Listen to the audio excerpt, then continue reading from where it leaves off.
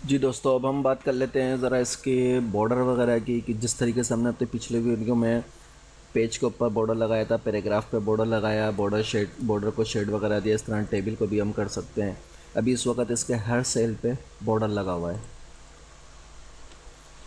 तो इसको हमने सबसे पहले सेलेक्ट किया पूरी टेबल को। अब देखिए, मैं चाहता हूँ कोई बॉर्डर ना हो, नो बॉर्डर कर दूँ। राइट से बॉर्डर हटा दिया, सारे बॉर्डर हटा देता हूँ और अब एक एक करके खुद लगाता हूँ। बटन पे बॉर्डर दिया, टॉप पे दिया, और हर लेफ़्ट राइट पे बॉर्डर दिया, या हर सेल पे बॉर्डर दिया। यहाँ से दे दें, सबको दे दिया सिलेक्ट ऑल। ठीक है, इनसाइड बॉर्डर देना चाहें तो वो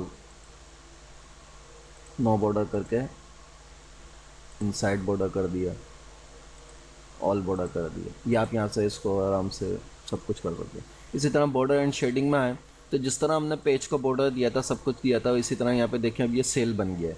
और इसको अब हम जो बॉर्डर देना चाहें वो बॉर्डर हम इसको यहाँ से दे सकते हैं टेबल को। ठीक है, और इसके साथ साथ ये देखिए हमने टेबल को ये बॉर्डर दे दिया। ये मैं सिर्फ आपको दिखा रहा हूँ, ये प्रोफेशनली में ये नहीं चलता, ये सिर्फ आपको एक आइडिया के तौर पर दिखा रहा हूँ मैं।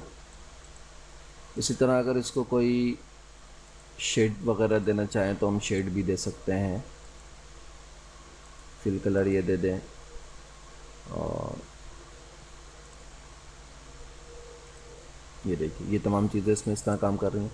ये टेबल में बिल्कुल ऐसा काम नहीं होता, लेकिन सिर्फ आपको एक आइडिया दे रहा हूँ, बता रहा हूँ कि किस तरीके से हम इसके अंदर बॉर्डर वगैरह भी सब चीज़ें दी जा सकती हैं। अगर हम देना चाहें तो ये तमाम की तमाम चीज़ें हम इसको दे सकते हैं। तो ये देखिए,